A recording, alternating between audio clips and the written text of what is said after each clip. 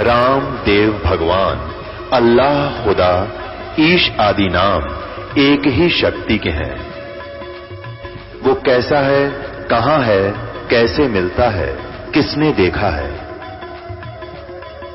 ये प्रश्नवाचक चिन्ह पूर्ण रूप से हटाने के लिए अवश्य सुनिए जगत गुरु तत्वदर्शी संत रामपाल जी महाराज के अमृत वचन, सर्व पवित्र धर्मों के पवित्र शास्त्रों के आधार पर। जैसे किसी क्षेत्र में किसी की पूजा है, किसी क्षेत्र में किसी देव की पूजा है, कोई किसी प्रकार साधना कर रहा है, कोई किसी प्रकार साधना कर रहा है। इन साधनाओं को लोक वेद कहते हैं, जो शास्त्रों के विरुद्ध है,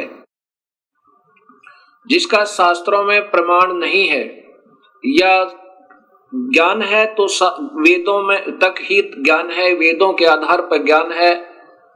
जैसा ऋषियों को ज्ञान हुआ कि ब्रह्म ही सर्वशक्तिमान है, उनकी अपनी सोच थी। या वेद में ऐसा नहीं है, न गीता में ऐसा है। इन्होंने ही इस ब्रह्म को पूर्ण सर्वशक्तिमान मान के और लोक वेद बना दिए अपनी कथाओं के आधार पर। इसको सर्वस्वा सर्वशक्तिमान, जैसे ब्रह्मा विष्णु महेश को अजर अमर अजन्मा, इनके कोई माता पिता नहीं, ऐसा बना दिया। ये लोक वेद था, ये शास्त्र में प्रमाण नहीं था। शास्त्र को पढ़ा भी, लेकिन ना समझने के कारण जो लोक वेद बन गया। ऐसे कहा कि मैं तो केवल लोक वेद के आधार पर पुरुषोत्तम कहलाता हूं, क्योंकि ऋषियों को पूर्ण ज्ञान नहीं हो पाया। वेद भी पढ़े और उसमें पूर्ण परमात्मा के महत्व जैसा ही इस ब्रह्म को जानकर इसकी ही साधना ओम नाम के जाप से करते रहे।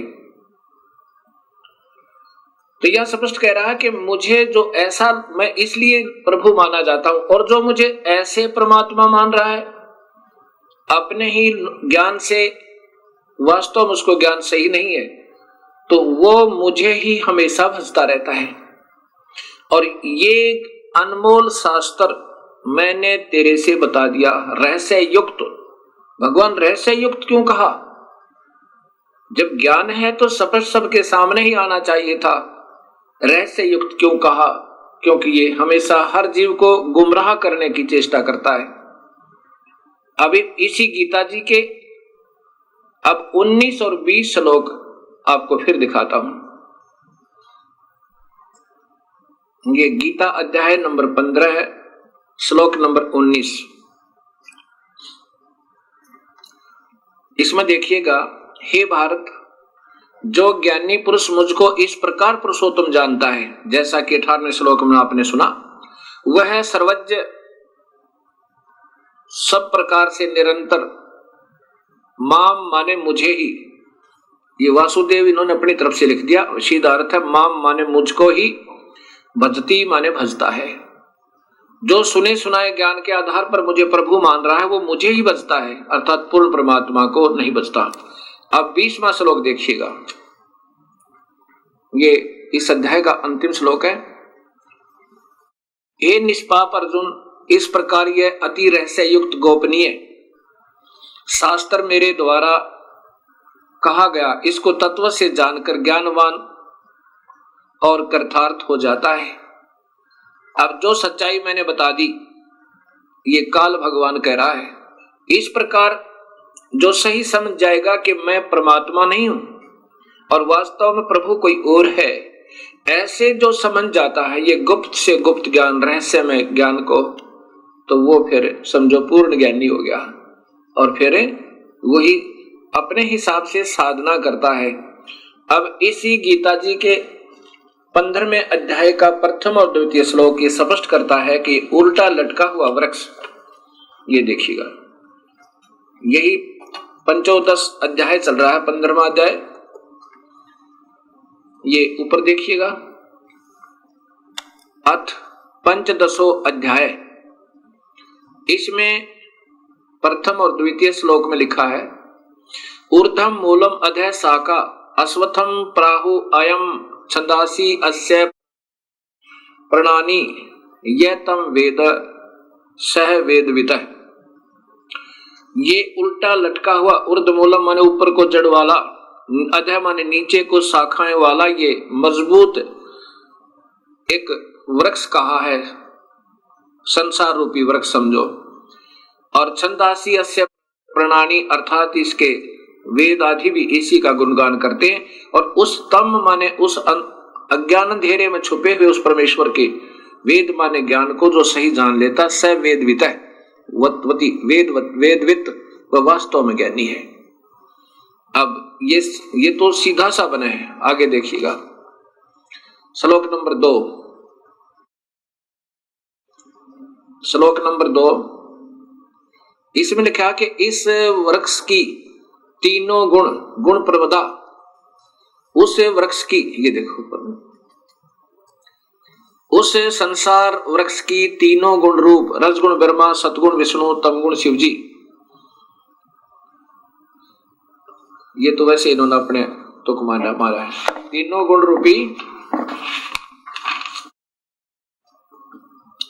विषय पर वाला शाखा, विषय विकारों की ये शाखाएं, तीनों गुण रूपी विषय विचारों की शाखाएं अधः माने नीचे और ऊर्ध्व माने ऊपर सर्वत्र फैली हुई है। मनुष्य लोक में भी, और ये मनुष्य लोक में कर्मानुबंधनी मूलानी ये मूल कारण है, जड़े हैं ये वास्तव में इस कर्मों को में बंधन की तीनों गुण मूलानी नीचे और ऊपर सभी लोकों में व्याप्त हैं। अब क्या हुआ कि ये तीन गुण रूपी सतगुण विष्णु और तमगुण शिवजी रूपी ये तीनों शाखाएं इस मनुष्य लोक में इन जीवों को कर्मानुबंधनी मूलानी कर्मों में बांधने की मूल है, जड़ है। अब इस प्रकार इस गीता जी के ज्ञान को हम समझ के और फिर आगे चलेंगे, तब हम इसको सही ढंग से समझ पाएंगे। क्या बताया? मुल्ला माया मग में बैठी हंसा चुन चुन खाई, ये ज्योत स्वरूपी कह निरंजन में ही करता वाई। अब ये कह रहा ना कि मैं तो केवल इसलिए भगवान हूं, प्रभु हूं कि इस जीवात्मा से तथा ये सथुर शरीर में प्राणियों से उत्तम हूं। तो यहां कहते हैं मुल्ला माया मग में बैठी हंसा चुन चुन खाई, ज्योत स्वरूपी बया निरंजन में ही करता वाई। एक न करता दो ना करता नौ ठहराए भाई, दसवां भी धुंधर में मिल जा सत्य कबीर दुहाई। अब इन्हीं विष्णु जी के अवतार 9 तो हो चुके हैं और 10वां अभी आएगा। वो नीकलंक नाम से विष्णुदत्त शर्मा के घर पर संभल नगरी में अवतार लेगा। एंड ऑफ द कलयुग, कलयुग के अंत में उसमें सभी प्राणी मांसाहारी कर्तघनी और भक्तिहीन हो जाएंगे। उसमें मनुष्य की आयु 20 वर्ष की होगी, स्त्री और पुरुष की, जिसमें से 5 खंड होंगे। खंड का मतलब है कि 5 वर्ष, जैसे आजकल 100 वर्ष की आयु मानते हैं, तो 75 में 80 में आम व्यक्ति की मृत्यु हो जाती है। ऐसे उस समय 20 वर्ष की आयु होगी और 15 वर्ष में आम व्यक्ति मर जाया करेगा, यानी प्राण त्याग जाया करेगा। उसमें 5 वर्ष की लड़की के बच्चे उत्पन्न होने प्रारंभ हो जाएंगे और कुल कद जो है हाइट मानव की ज्यादा से ज्यादा 1.5 या 2 फुट होगी। ऐसे बिल बना करके रहा करेंगे, सब मांसाहारी होंगे। उसमें पृथ्वी के अंदर उपजाऊ अंश नहीं रहेगा। उन कृतघ्नी प्राणियों को समाप्त करने के लिए ये काल अपना ही कोई वहां गण, जैसे 10वां अवतार कौन आएगा, ये राजा हरिश्चंद्र जो कलयुग में बड़े महान पुरुष हुए हैं, उन्होंने प्रभु के लिए अपने बच्चों को भी बेच दिया, अपनी पत्नी को भी बेच डाला, लेकिन अपना सत्य नहीं हारा। इस प्रकार अब वो उस समय की हुई अच्छी साधना के आधार पर स्वर्ग में है, और फिर स्वर्ग भोग गए, उसी को फिर ये 10वां अवतार बना गए, ये काल भेजेगा, फिर उसके कर्म बिगड़वा देगा। यहां पर वो सबको खत्म करेगा। जैसे परशुराम जी ने अक्षत्रियों को काट डाला, उसको शक्ति दे दी काल ने, और ऐसे ही महाभारत का जब युद्ध करवाना था, अर्जुन को शक्ति दे दी काल ने, और जब वो अनर्थ हो लिया फिर वो छीन ली, और फिर वो अर्जुन बिल्लों ने पीटा, और वो गांडीव धनुष नहीं चला उससे। तब वो स्वयं अर्जुन कहता है कि मेरे को भगवान कृष्ण ने छल लिया, युद्ध करवाना था तब तो शक्ति दे दी, अब मेरे से ये धनुष नहीं चल रहा।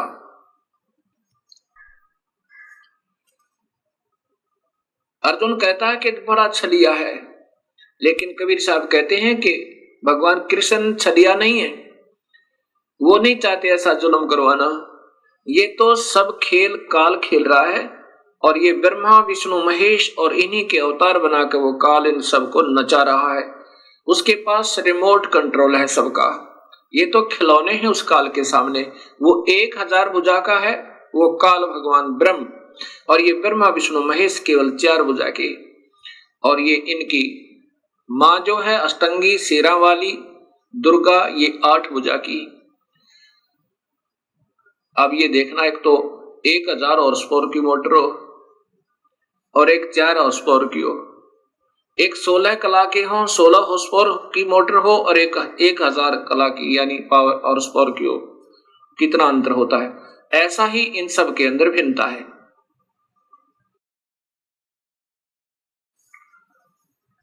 तो इस प्रकार ये काल सभी को नचा रहा है, और वो 10वां जो अवतार आएगा राजा हरिश्चंद्र, यहां इन सब कर्तघनी प्राणियों को मार डालेगा, और वहां जितनी हत्या वो करेगा उसके पाप कर्मों को उसकी ही अकाउंट में लिख दिया जाएगा। और जब ये अवतार यहां अपना 10वां पूरा कार्य करके चला जाएगा या उछल कूद के, फिर इसको नरक में ठोका जाएगा जब इसके पुण्य अक्षीण हो जाएंगे। ऐसे ये काल सबको धोखा देके अस्थायी सुख दिखा के इन सबको नचा रहा है, ऐसा कबीर परमेश्वर बताना चाहते हैं।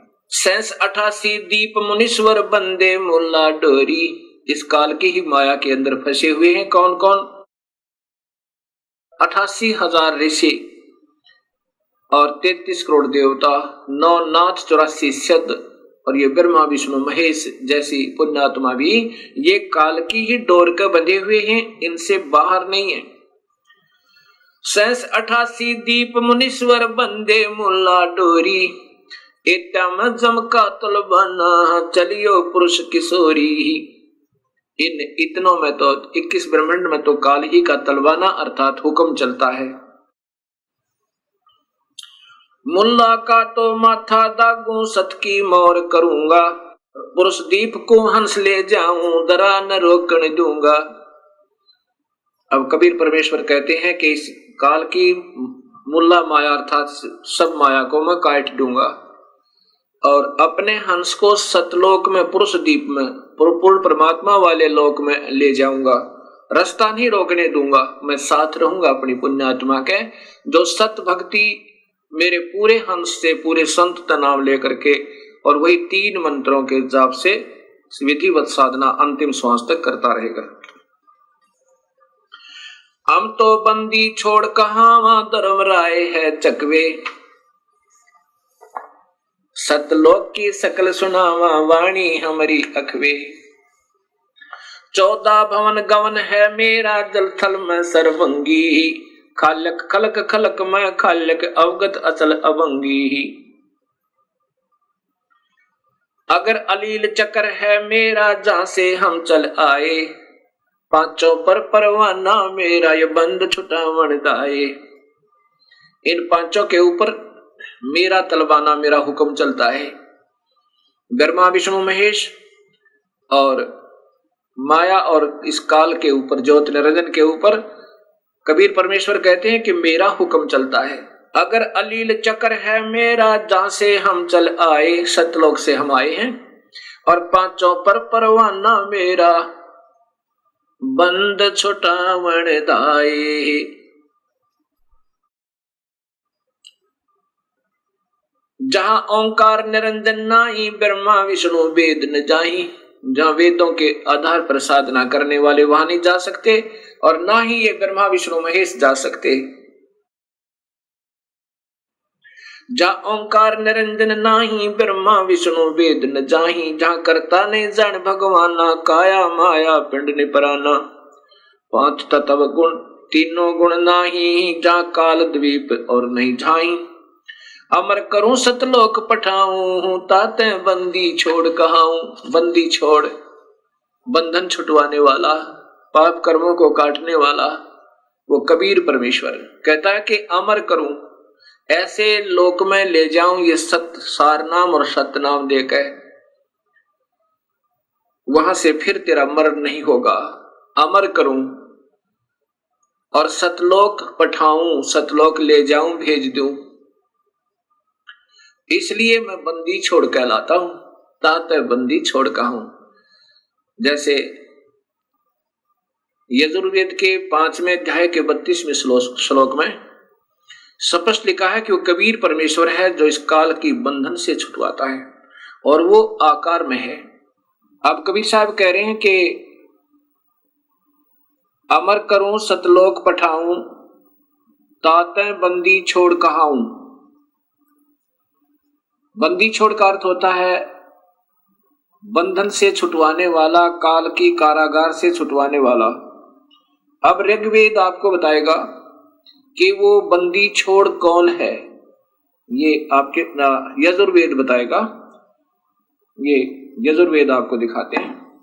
ये महर्षि दयानंद सरस्वती, इनके द्वारा भाषा भाष्य है, इनका स्वयं भाषा भाष्य, इनका टीका किया हुआ है। और ये श्लोक नंबर 32 आप देखिएगा, ये देखिएगा, ये है श्लोक नंबर 32 अध्याय नंबर 5।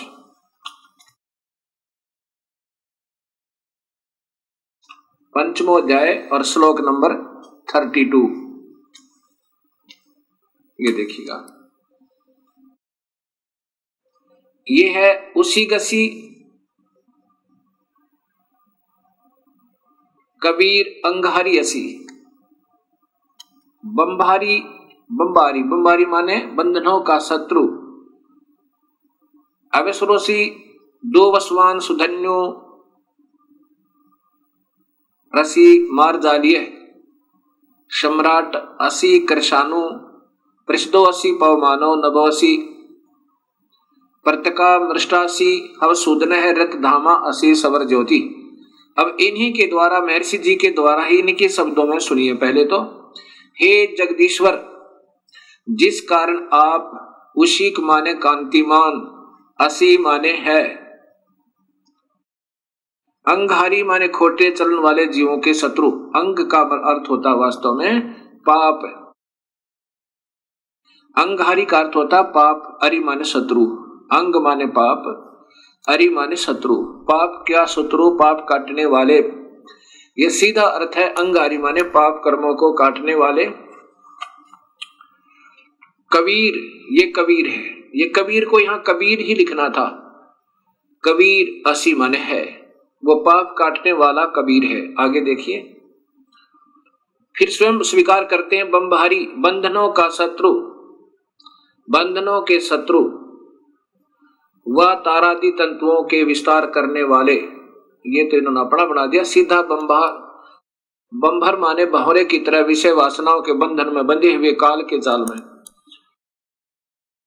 ये बंभारी माने बंधनों के शत्रु, बंभर माने भंवरे की तरह बंधे हुए बंधनों में, विषय वासनाओं के बंधनों में, उनको काट के इस काल की कैद से छुड़ाने वाले ये परमात्मा कबीर है। कौन है?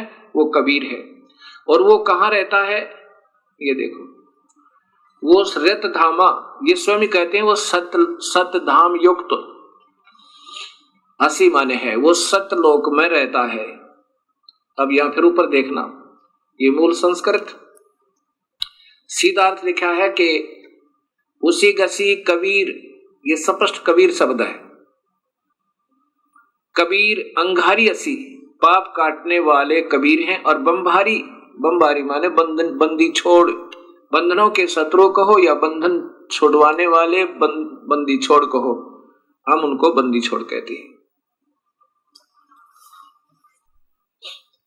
इसलिए कबीर परमेश्वर कह रहे हैं कि अमर करूं सतलोक पठाऊं, ताते बंदी छोड़ कहाऊं। इसलिए मैं बंदी छोड़ कहलाता हूं। अमर करूं और काल के जाल से जीव को छुटवा कर सतलोक ले जाता हूं। अब गरीबदास जी, वही कबीर परमेश्वर की प्यारी आत्मा, अपने प्रभु की समर्थता कैसे बताते हैं और इस काल के जाल को कैसे समझाना चाहते हैं। अब क्या बताते हैं? माया अर्थात ये प्रकृति देवी, और इसके काल के वश होकर ये और ये काल दोनों अपने ही प्राणियों को अपने आप ही पैदा करके और स्वयं ही खाते हैं। माया आद निरंजन भाई, अपने जाए आप खाई। ब्रह्मा विष्णु महेश्वर चेला, ओहम सोहम का है खिला। ये ब्रह्मा विष्णु महेश, ये तीनों इसी के अधीन हैं। ये बेचारे इस काल के वश हैं। और ये ओम सोहम का है खेला। ओम ये माया है और ये काया समझो, और इसमें जीव इस काया के अंदर इन्होंने फंसा रखा है। शिखर सुन में धर्म अन्यायी, जिन शक्ति डायण मैल पठाई। शिखर सुन में ये धर्म, ये काल अन्यायी कहा है कि इसने किसी को भी सत्य नहीं बता रखा, सबको धोखे में देकर रखता है। अभी आप देखिएगा ये 21 ब्रह्मांड का चित्र, ये शिखर शून्य में, यहां देखो ये 21 ब्रह्मांड का, इस काल के ब्रह्मांडों का चित्र है। ये ज्योत निरंजन काल ब्रह्म के 21 ब्रह्मांड का लघु चित्र। ये काल यहां बैठा है।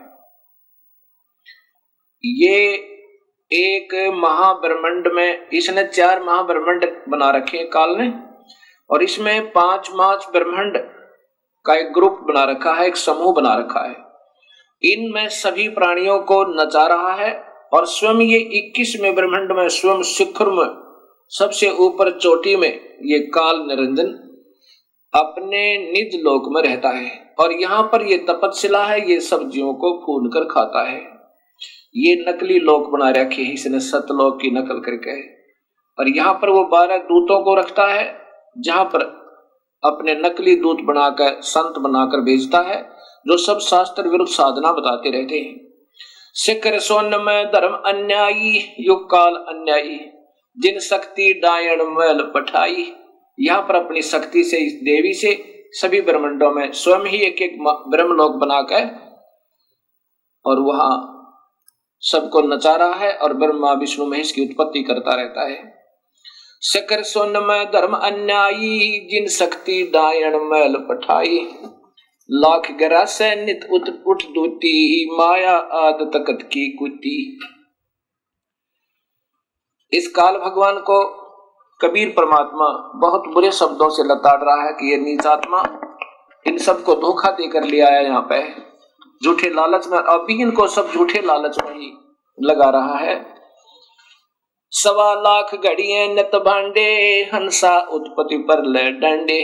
होय होय, 1.25 लाख रोजाना, 1 लाख को तो रोज खाता है ये काल, मानव शरीरधारी प्राणियों को, और 1.25 लाख की उत्पत्ति करता है।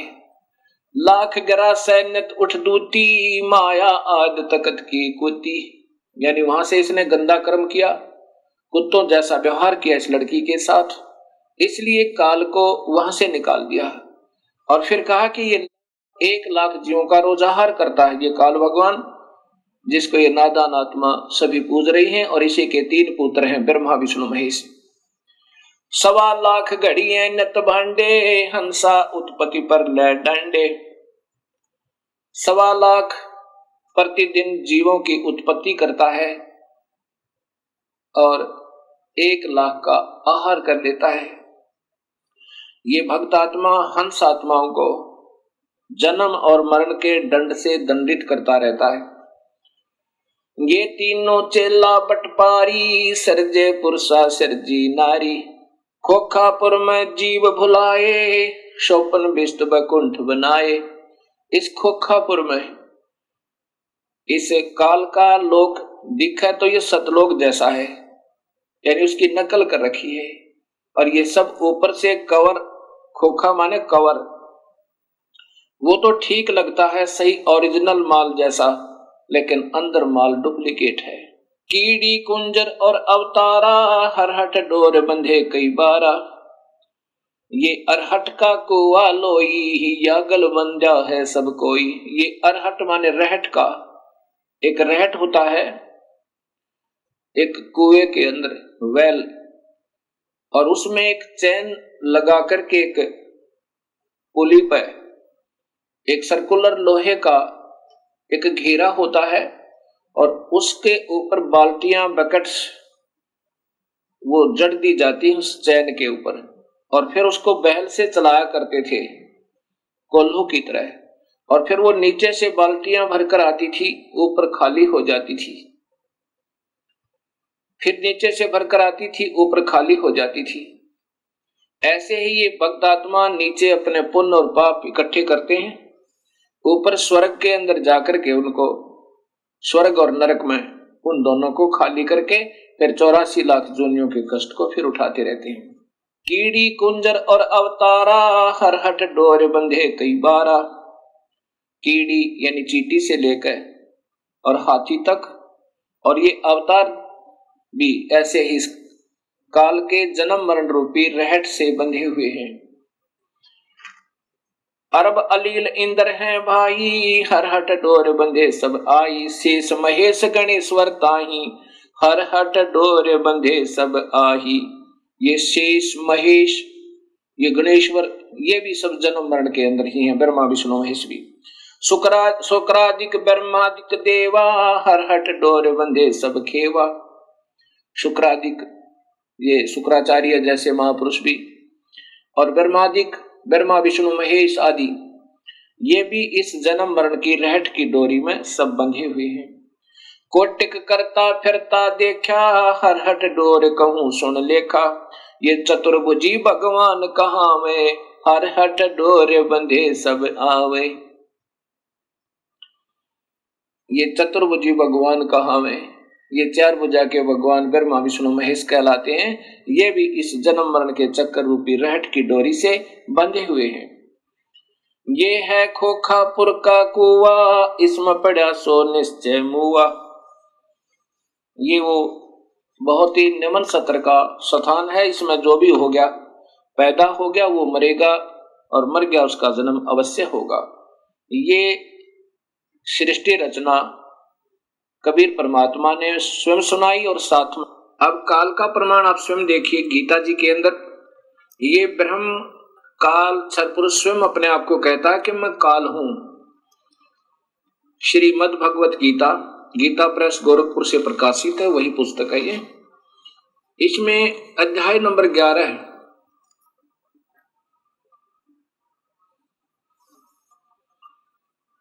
के श्लोक नंबर 31 में, ये 32 है और 31 में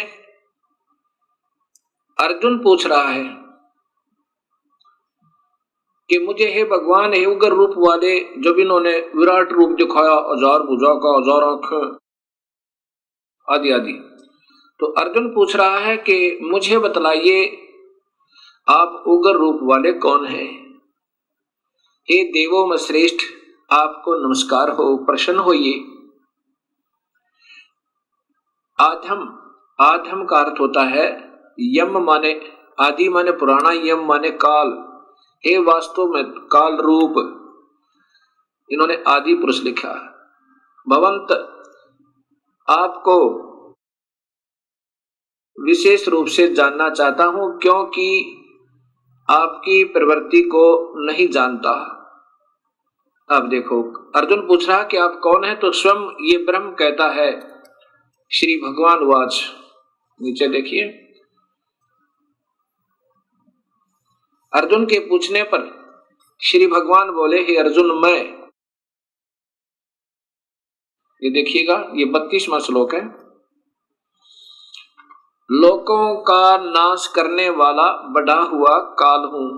ये तो बढ़ा चढ़ा के लिखते हैं काल है, महाकाल लिख दिया, मैं काल हूं, इसमें इन लोकों को नष्ट करने के लिए प्रवृत्त हुआ हूं।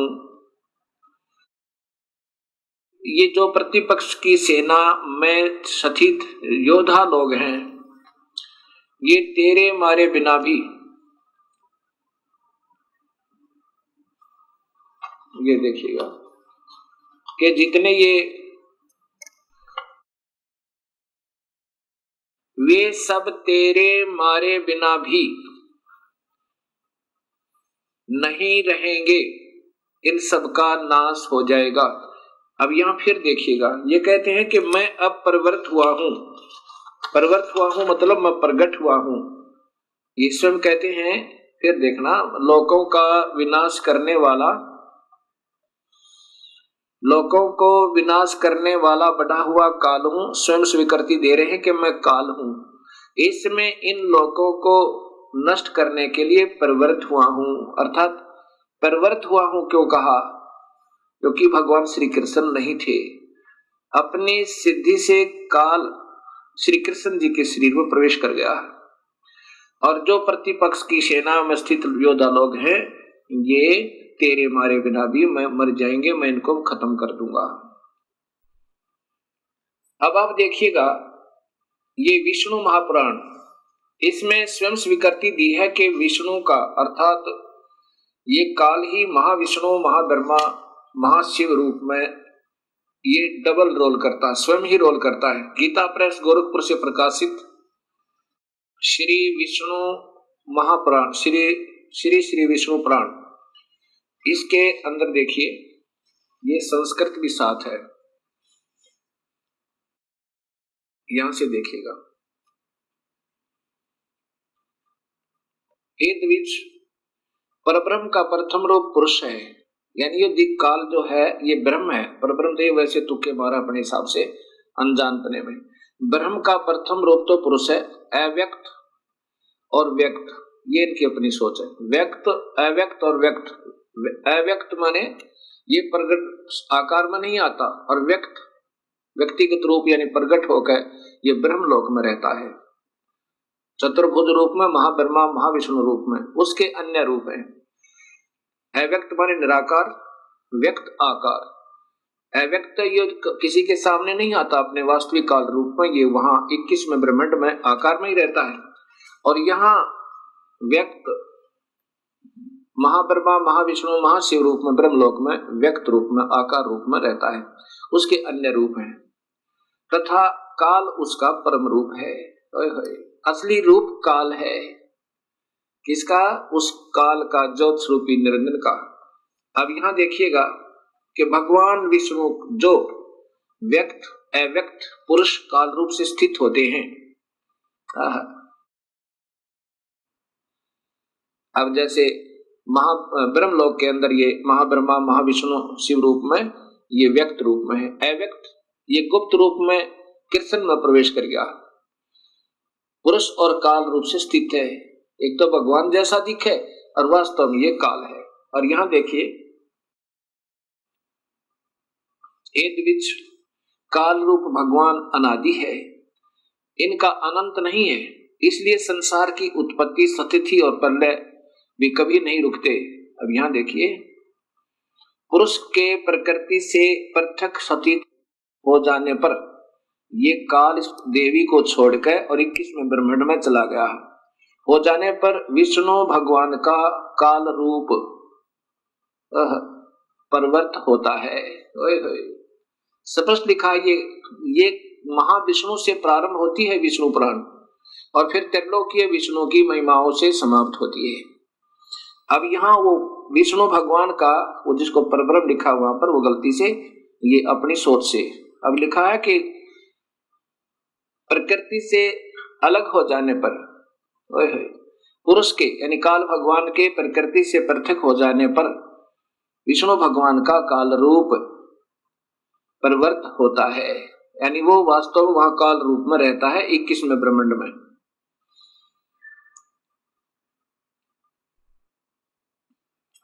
अब ये सामने देखिएगा एक ब्रह्मांड अंड का लघु चित्र, इसमें ये 7 लोक हैं नीचे के, ये पाताल लोक, ये अन्य लोक हैं उतल अवतल रसतल तुतल वितल अतल, और ये है पृथ्वी जिस पर हम बैठे हैं। और ये इधर देखिएगा ये इंद्र लोक है, ये स्वर्ग और नरक लोक है, ये धर्मराय का लोक है जहां पर सब प्राणियों का लेखा जोखा होता है, जो यहाँ का एक न्यायाधीश नियुक्त किया गया है काल भगवान के द्वारा। ये काल भगवान के तीसरे पुत्र शिव जी हैं, ये शिवलोक है। और ये प्रथम पुत्र ब्रह्मा है ब्रह्मा लोक में, और ये विष्णु जी का लोक है, ये सेकंड पुत्र ब्रह्मा काल का। और ये काल यहाँ रहता है व्यक्त रूप में, महाब्रह्मा महाविष्णु महाशिव रूप में, और ये प्रकृति देवी का अलग से लोक भी है, और फिर इसको यहाँ भी अपने साथ अपनी पुत्री रूप में रखता है। जब ये इनसे अलग हो जाता है, और यहाँ पर ये एक मानसरोवर भी है, और ये कबीर परमात्मा भी हर ब्रह्मांड में अपना अन्य रूप बनाकर, और इनका सतगुरु का भी एक स्थान यहाँ पर हर ब्रह्मांड में है। जो प्राणी इनकी सत भक्ति करते हैं, अगर वो पार नहीं होते तो उनको तब तक हर ब्रह्मांड में यहाँ रखता है, और फिर जब भक्ति युग आता है तो फिर उनको दोबारा जन्म दे देता है, फिर अपने बच्चों को ढूंढ लेते हैं। अब ये एक ब्रह्मांड का चित्र है। अब 21 ब्रह्मांड का चित्र देखिए।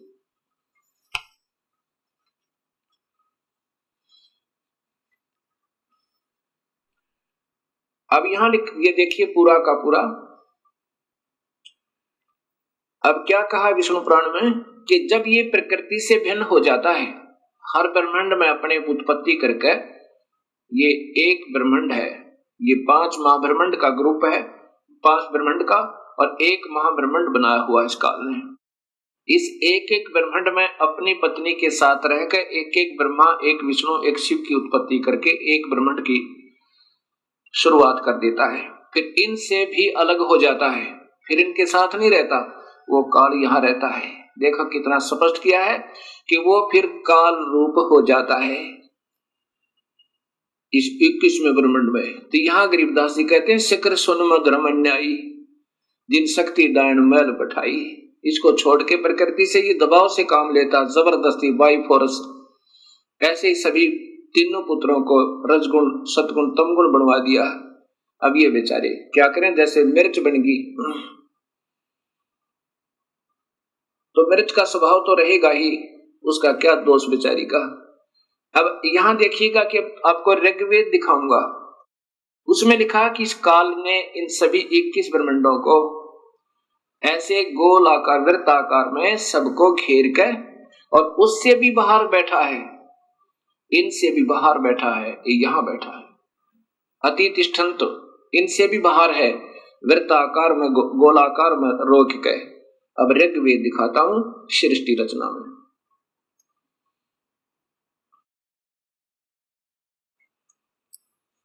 अब देखिएगा ये ऋग्वेद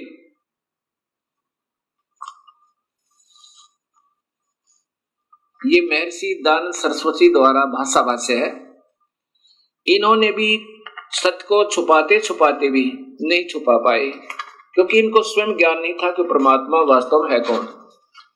अब ये देखिएगा ऋग्वेद मंडल नंबर 10 और सूक्त नंबर 90 90। इसमें देखना संस्कृत स्पष्ट बता रही है, यहां देखिए सहस्रा शीर्षा सहस्रा अक्षय सहस्र पात है स भूमि विश्वस्तो वृत्वा, ये देखना वृत्वा अति तिष्ठन्त 10 अंगुलम पुरुष है परमेश्वर, ये काल भगवान, पुरुष माने काल भगवान, क्योंकि अब सहस्रा शीर्षा संसार के सिरों वाला, सहस्रा संसार के नहीं 1000 सिर वाला, जैसे गीता में लिखा है हे सहस्रा बाहु सहस्रा अक्ष वाले, सहस्रा अक्षय और हजारों आंखों वाला, इन्होंने संसार की आंखों वाला लिखा है, जबकि सहस्र माने 1000 होता है, 1000 पात है 1000 पैरों वाला सहस्रा पात। अब मैं जो बताना चाहता हूं कि ये क्या लिखा है, स माने वह भूमि, इस भूमि वाले पृथ्वी वाले लोकों में प्रकृति को विश्वता माने सब और से वृत्वा, ये वृत्वा माने गोल आकार में घेर के 10 उंगलम, इन्होंने 10 इंद्रियों लिखा नहीं, 10 उंगल माने इन 10 इनसे बाहर, यानी अपने पूरे काबू में करना, 10 उंगलम में माने पूरे काबू में करके। अति तिष्ठत यानी इनसे भी बाहर बैठा है।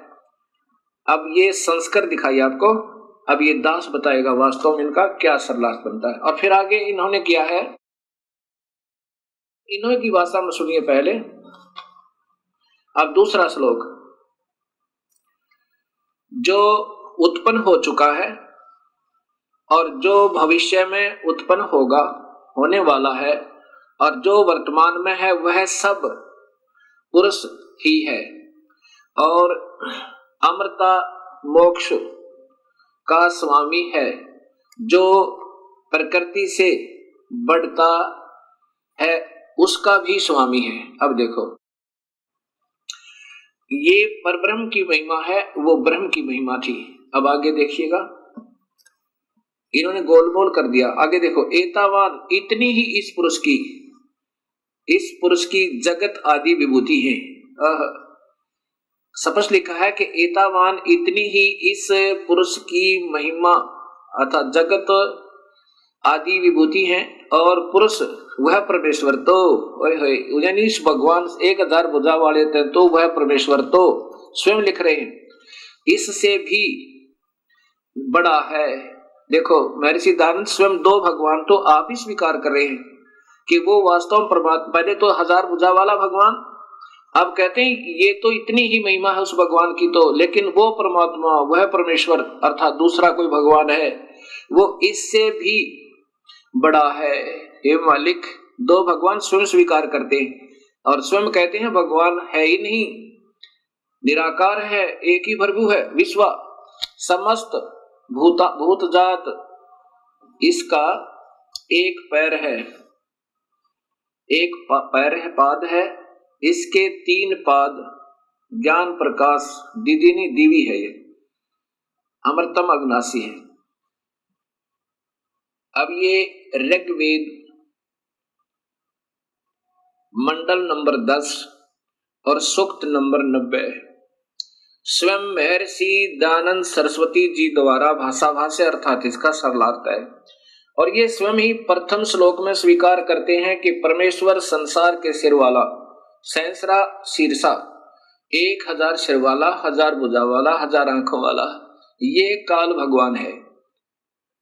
और इसका वास्तविक अर्थ ये बनता है, इस दास ने किया है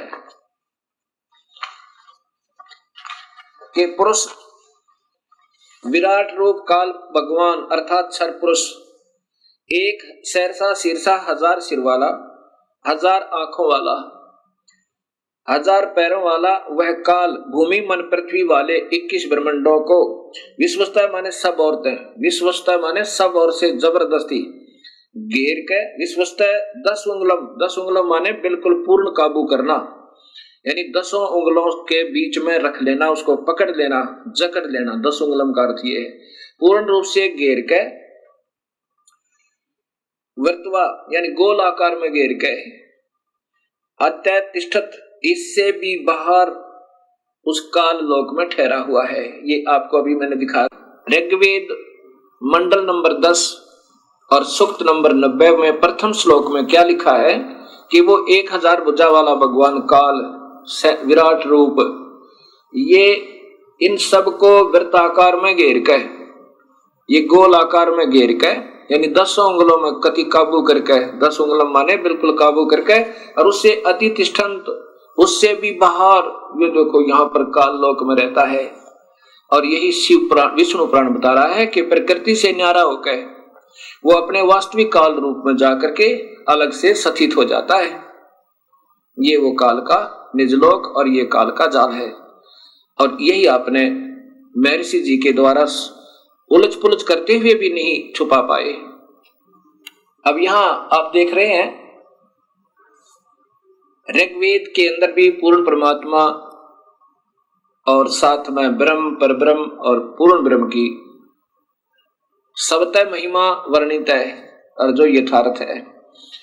अब आपने ऋग्वेद मंडल नंबर 10 के सूक्त नंबर 90 का प्रथम श्लोक सुना कि ये काल भगवान 1000 भुजा वाला, 1000 सिर वाला, 1000 आंखों वाला, और ये इन सब सारे ब्रह्मांडों को रोक के और इनसे बाहर भी विद्यमान है। आगे दूसरे में क्या लिखा है कि एवं इस कुछ सही तौर पर पुरुष है माने भगवान अक्षर पुरुष पर ब्रह्म है। ये तो नाशवान है पहले वाला तो, और दूसरा वास्तु कुछ भगवान रूप दिखाई देता है कुछ, क्योंकि वो खाता नहीं अक्षर पुरुष, और ये तपस्या पर बुनकर खाता भी है। ये नाम मात्र भगवान है, दिख है भगवान, पर वास्तव में प्रभु ये है नहीं। अब स्पष्ट लिखा है कि एक रूप तो उनका काल है, वास्तविक रूप इनका एक रूप तो भगवान है काल का, विष्णु का, और वास्तव रूप इसका यानी काल है, परम रूप काल है। ये उदाहरण आगे दूंगा।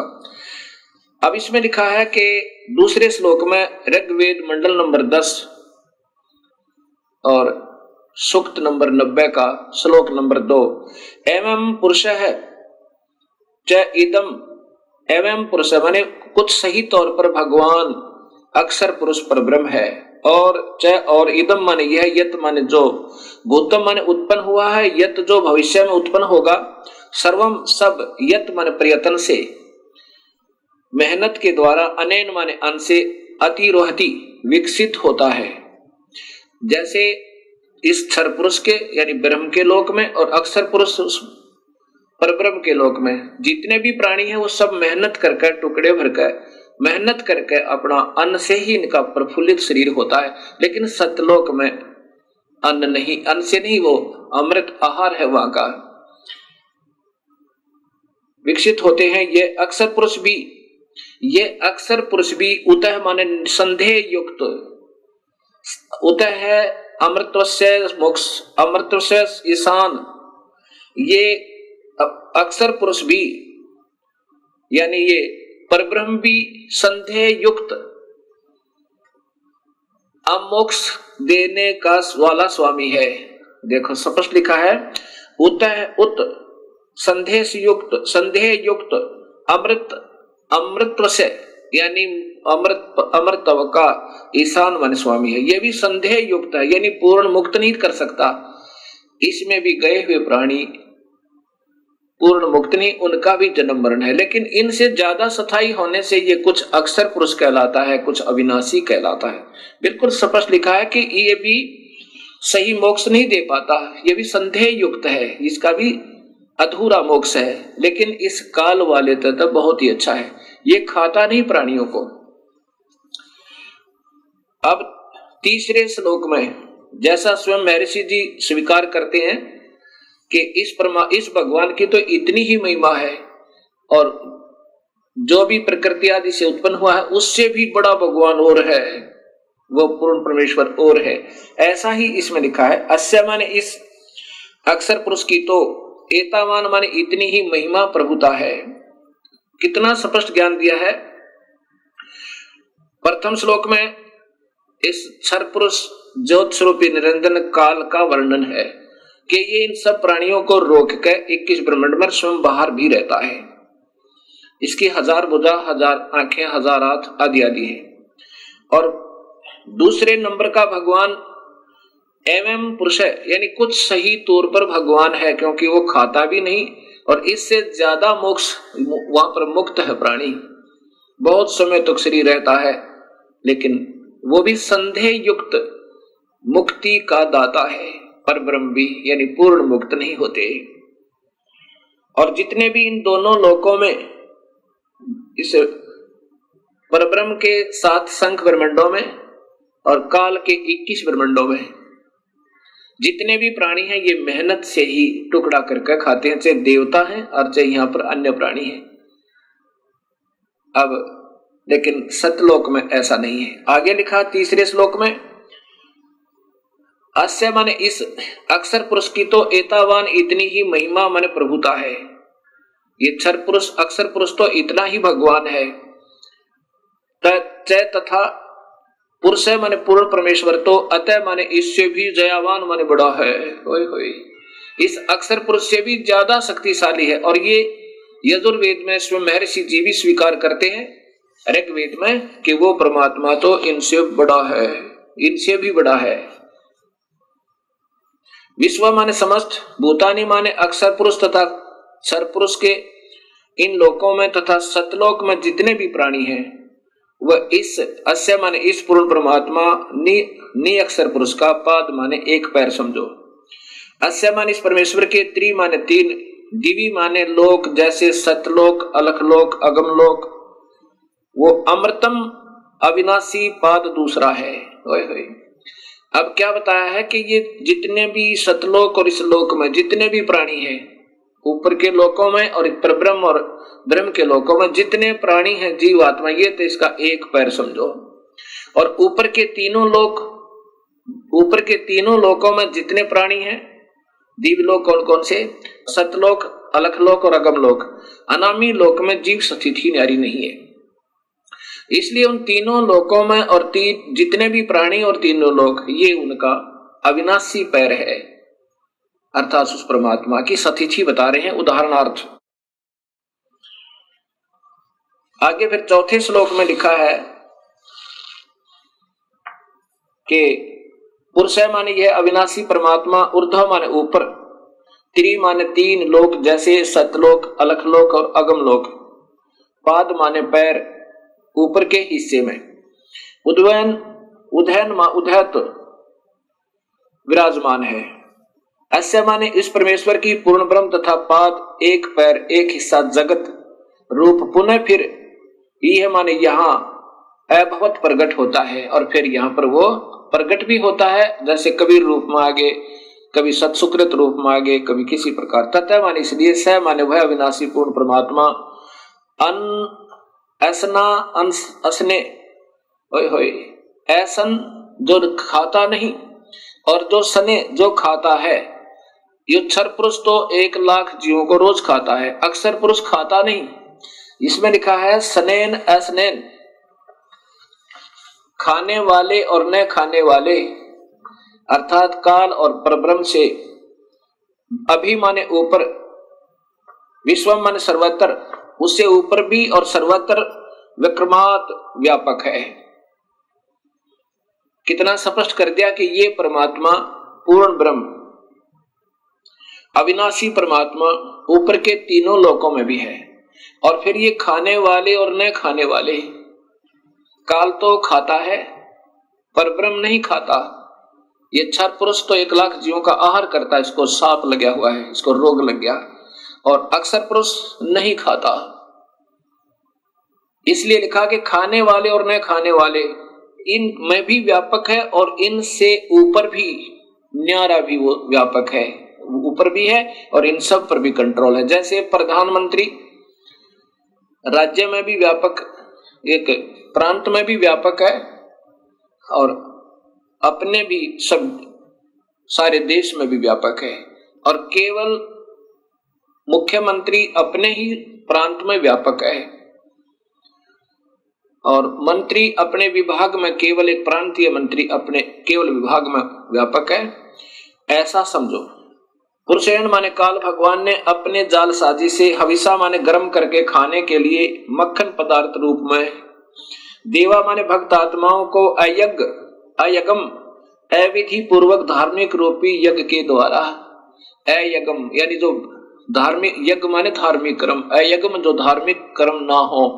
जैसे गीता जी में लिखा है कि 7वें अध्याय के 15वें श्लोक में कि तीनों गुणों के द्वारा जिनका ज्ञान हरा जा चुका है वो राक्षस स्वभाव को धारण किए हुए दुष्कृतिन मनुष्यों में नीच, दुष्कृतिन माने वो अधार्मिक मतलब शास्त्र विरुद्ध साधना करने वाले, दुष्कृतिन माने जो सही धार्मिक कर्म ना हो वो बुरे कर्म करते हैं। जो शास्त्र अनुकूल साधना नहीं है, पूर्ण परमात्मा की पूजा नहीं है, उससे अन्य पूजा को दुष्कृतिन अर्थात अविधि पूर्वक साधना करने वाले कहा है। यहाँ वही है कि अयज्ञ जो अधूरी अविधि पूर्वक साधना रूपी यज्ञ के द्वारा, यत माने परिवर्तन करके, तनवंत माने ताने अर्थात जाल की तरह रचना रची, वसंत सुहाना मौसम, वसंत अर्थात रिंचिक सुख। अब जब तक इस प्राणी के शुभ कर्म साथ होते हैं, जब ये मौज मारता है, बड़ी खुशी के साथ रहता है, तो ये तो समझो वसंत ऋतु बनाई इसने। शुभ कर्म जब साथ हैं तो ये आनंदित समझता है अपने आप को। लेकिन ये गरीबदास जी कहते हैं तू जाने तेरी ऐसे नवेगी हरदम लेखा वरना रे। तो इन्हों सोच लेता है ये इंसान जब थोड़ा सा सुखी होता है कि तू ऐसे ही आनंद में रहेगा। नहीं, इस काल ने ही ये तुझे धोखा देने के लिए तेरे ही शुभ कर्म देकर वो वसंत ऋतु बना दी, अर्थात ये रंचिक सुख संतान और संपत्ति का दिखाया। अजम माने घी अर्थात असीत माने शुभ कर्म रूपी घी था तेरा यो, ये तेरी ये मलाई थी जो वसंत ऋतु रूप में दे दी, अर्थात तेरे को शुभ, तेरे ही शुभ कर्मों का यो फल देकर, और तुझे लग रहा था मैं मौज कर रहा हूं, भगवान ने मुझे आनंद दे रखे। और फिर देखिए क्या होगा, ग्रीष्म, फिर ग्रीष्म आओगी, पाप कर्म रूपी गर्मी इस जीव को तड़पाने जलाने के लिए, अस्य माने इस काल का, ईदम माने ईंधन अर्थात आग, और सर्द ऋतु जब ये शरीर छोड़ जाएगा फिर क्या करेगा, हवी हवनीय पदार्थ द्रव्य बनकर, अर्थात फिर ये इसको खावेगा। पहले वसंत ऋतु तो वो शुभ कर्म जो तूने ही किए हुए थे तुझे ही दे दिए, तेरी ही मलाई, तेरा ही घी तेरे सिर पर दे दिया, वो तो वसंत ऋतु समझ इसकी।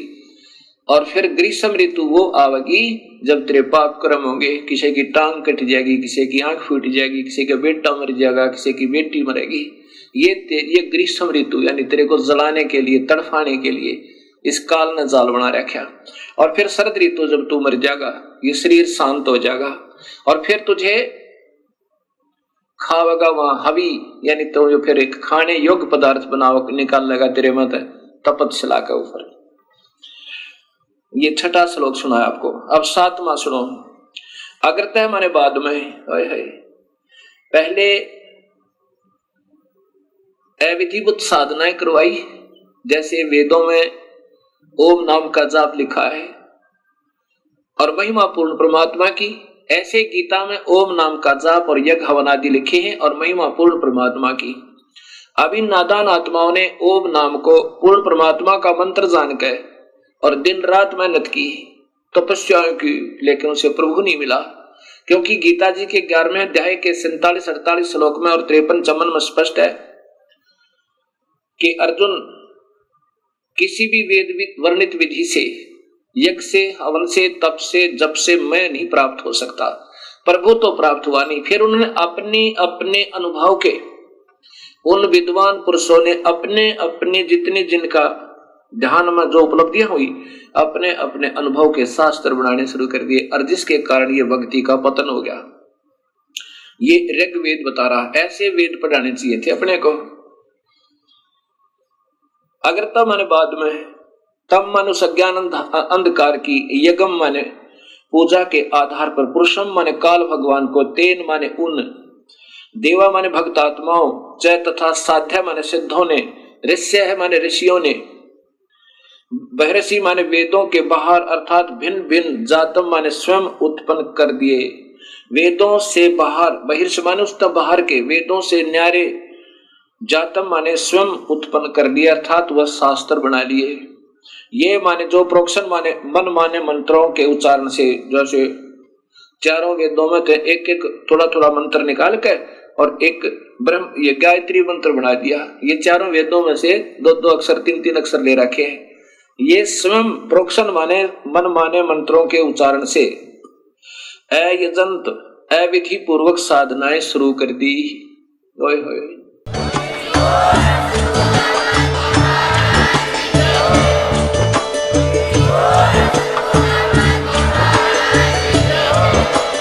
आप सुन रहे थे जगत गुरु तत्वदर्शी संत रामपाल जी महाराज जी के मंगल प्रवचन। अधिक जानकारी के लिए विजिट कीजिए हमारी वेबसाइट www.jagatgururampalji.org। संत रामपाल जी महाराज जी के शुभ आशीर्वाद से पूरे विश्व भर में 500 से भी ज्यादा नाम दीक्षा केंद्र हैं, जिन पर संत रामपाल जी महाराज जी द्वारा ऑनलाइन निशुल्क नाम दीक्षा दी जा रही है। अपने नजदीकी नाम दीक्षा केंद्र का पता करने के लिए संपर्क करें 8222880541।